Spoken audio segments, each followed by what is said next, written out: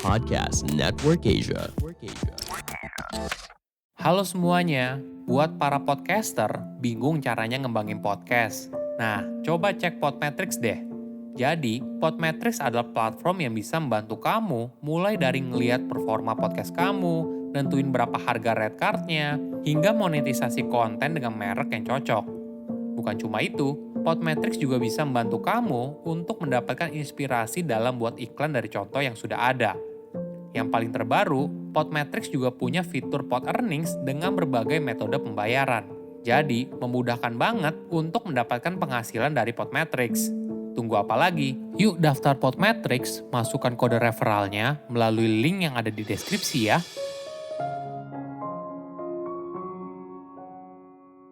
Era digital membuat siapapun bisa jadi miliarder, termasuk anak berusia 12 tahun.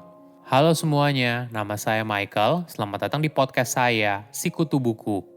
Kali ini saya akan bahas fenomena NFT atau merupakan kepanjangan dari non-fungible tokens. Pada akhir Agustus 2021 lalu, seorang anak berusia 12 tahun dari Inggris bernama Benjamin Ahmed mendapatkan $400.000 atau setara dengan 5,6 miliar rupiah atas penjualan NFT. Sebelum kita mulai, buat kalian yang mau support podcast ini agar terus berkarya, caranya gampang banget. Kalian cukup klik follow. Dukungan kalian membantu banget supaya kita bisa rutin posting dan bersama-sama belajar di podcast ini.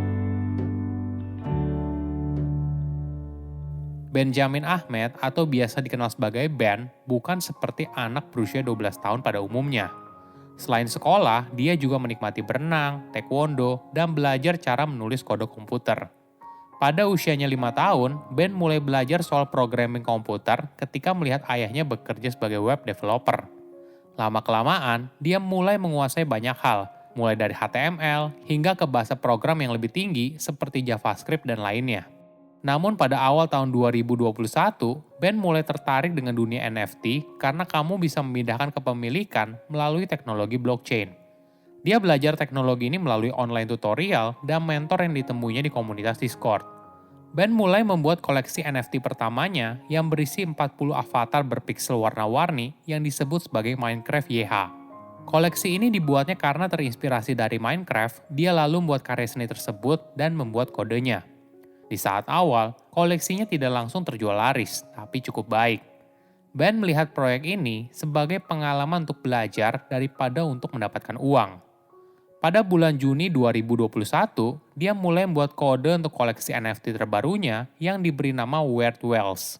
Proyek ini berisi 3.350 ikan paus berpiksel dengan berbagai karakter, misalnya zombie, alien, dan sebagainya. Tanpa disangka, Ben ibaratnya mendapat durian runtuh. Valuasi NFT-nya naik tinggi dan langsung terjual dalam waktu 9 jam pertama. Dia tidak hanya mendapat keuntungan atas penjualan NFT di awal, namun sebagai pembuat karya, Ben juga mendapat 2,5% royalti setiap kali karyanya berpindah ke pemilikan. Weird Wells boleh dibilang sukses berkat gayanya yang unik, yaitu perpaduan antara meme di Minecraft dan gaya pixel seperti CryptoPunks, salah satu koleksi NFT pertama yang ada. Ben pun mengakui kalau meme memiliki andil yang besar atas kesuksesannya. Dia pun tidak berhenti sampai di sini. Hal ini disebabkan ketika orang berinvestasi membeli NFT yang dijual oleh Ben, mereka membelinya karena pribadi Ben itu sendiri. Dia pun punya mimpi besar, tidak ada yang tahu kalau dirinya bisa menjadi pengusaha teknologi seperti Elon Musk atau Jeff Bezos.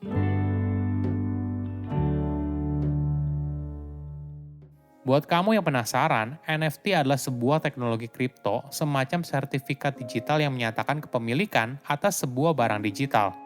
Bentuknya pun bisa beraneka macam, mulai dari foto, gambar, video, audio, dan sebagainya. Non-fungible artinya barang itu unik dan tidak bisa digantikan oleh barang lainnya. Sebagai contoh, Bitcoin disebut sebagai fungible.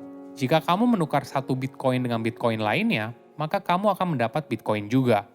Namun, kartu basket NBA bisa disebut sebagai non-fungible. Jika kamu menukar kartu tersebut, maka kamu akan mendapat kartu yang berbeda. Menariknya, setiap NFT dapat dibeli dan dijual seperti halnya sebuah aset fisik. Tetapi teknologi blockchain memungkinkan kita untuk mengecek kepemilikan dan validitas dari NFT tersebut. Walaupun NFT sudah ada sejak tahun 2014, namun belum populer seperti sekarang. Kini, seorang seniman tidak perlu lagi bergantung pada galeri atau tempat lelang untuk menjual karyanya. Mereka bisa menjualnya langsung kepada konsumen sebagai NFT. Ditambah lagi, mereka juga mendapat royalti setiap kali karyanya dijual kembali. Skema ini sangat menarik bagi para seniman. Sebagai contoh, Beeple yang dikenal sebagai seniman kripto menjual karyanya yang berjudul Everyday the First 5,000 Days senilai $1 juta atau setara dengan 14 miliar rupiah dalam waktu 1 jam pertama. Nilainya terus naik hingga mencapai $69 juta atau setara dengan 966 miliar rupiah. Karya seninya berisi 5.000 foto yang menggambarkan perjalanan Beeple sebagai seniman selama 13 tahun. Tidak hanya karya seni, kamu ibaratnya bisa menjual karya digital apapun. Sebagai contoh, Jack Dorsey yang merupakan co-founder dan CEO dari Twitter menjual tweet pertamanya sebagai NFT. Tweet ini berisi tulisan "Just setting up my Twitter" pada tahun 2006. Tweet tersebut berhasil terjual $2,9 juta atau setara dengan 40,6 miliar rupiah. Perlu dipahami, tidak semua penjualan NFT akan menghasilkan jutaan atau bahkan miliaran rupiah.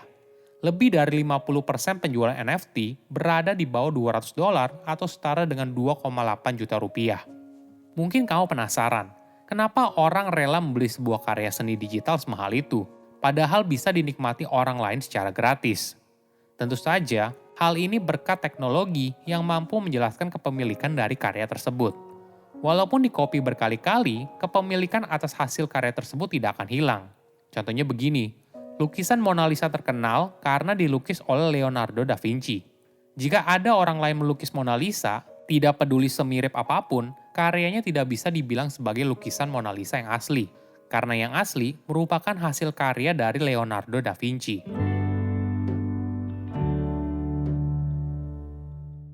Nah, bagaimana cara beli NFT? Pertama, kamu harus punya digital wallet untuk menyimpan NFT atau mata uang kripto. Jika sudah, maka kamu perlu membeli mata uang kripto seperti Ether sebagai alat pembayarannya. Lalu, kamu bisa mulai mencari NFT di NFT marketplace yang besar, seperti OpenSea.io atau Rarible. Meskipun platform tersebut menampung ribuan pembuat atau kolektor NFT, pastikan kamu juga melakukan riset dengan teliti sebelum membeli. Beberapa seniman telah menjadi korban peniru yang telah mendaftarkan dan menjual karya mereka tanpa izin. Perlu diingat, NFT adalah produk beresiko karena masa depannya yang belum pasti. Hal ini disebabkan NFT merupakan produk yang masih baru, sehingga apabila kamu mau berinvestasi dengan membeli NFT, mungkin bisa dilakukan dengan jumlah sedikit. Namun kembali lagi, pahami kembali resikonya sebelum membeli. Ada orang yang berhasil mendapat keuntungan jutaan hingga miliaran rupiah atas penjualan NFT. Namun ada juga orang yang sudah menghabiskan banyak uang tapi NFT-nya malah tidak berharga. Nilai sebuah NFT tergantung pada seberapa besar uang yang orang lain bersedia bayar. Oleh karena itu, harga sebuah NFT lebih banyak didorong oleh permintaan, bukan berdasarkan indikator fundamental, teknikal, atau ekonomi seperti pasar investasi pada umumnya. Perlu disadari juga, NFT yang kamu punya bisa saja dijual lebih rendah atau bahkan tidak bisa dijual kembali apabila tidak ada yang mau membelinya. Bagaimana jika kamu sudah mantap untuk berinvestasi di NFT?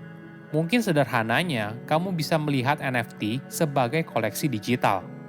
Banyak investor sudah familiar dengan barang koleksi seperti karya seni, trading cards, atau bahkan mobil klasik. Seringkali, aset ini dapat menghasilkan keuntungan investasi yang besar, karena banyak orang menghargai nilainya dari waktu ke waktu, dan penilaian mereka cenderung tidak berkorelasi pada pasar saham lainnya. Nilai apresiasi yang tinggi biasanya terdiri dari dua faktor, siapa pembuatnya dan kelangkaan barang tersebut. Sebelum berinvestasi dalam koleksi apapun, penting untuk memahami siapa yang menciptakan karya tersebut dan berapa banyak yang dibuat. Selain itu, penting juga untuk memastikan keaslian barang tersebut, karena pasar NFT cenderung tidak diatur dan penuh dengan pemalsuan. Namun sekali lagi, pasar koleksi barang antik atau langka, entah itu digital atau bukan, nilainya sangat spekulatif. Misalnya, sebuah lukisan seharga Rp500.000 dan lukisan lain seharga Rp50 juta sulit dijelaskan secara gamblang. Jadi, kamu harus bisa mengelola resiko sebelum mulai berinvestasi. Era digital membuka peluang untuk menghasilkan uang. Ketika kamu jeli melihat peluang, disitulah pintu kesempatan akan terbuka lebar. Saya undur diri, jangan lupa follow podcast Sikutu Buku. Bye-bye. Pandangan dan opini yang disampaikan oleh kreator podcast, host, dan tamu tidak mencerminkan kebijakan resmi dan bagian dari Podcast Network Asia. Setiap konten yang disampaikan mereka di dalam podcast adalah opini mereka sendiri dan tidak bermaksud untuk merugikan agama, grup etnik, perkumpulan, organisasi, perusahaan, perorangan, atau siapapun dan apapun.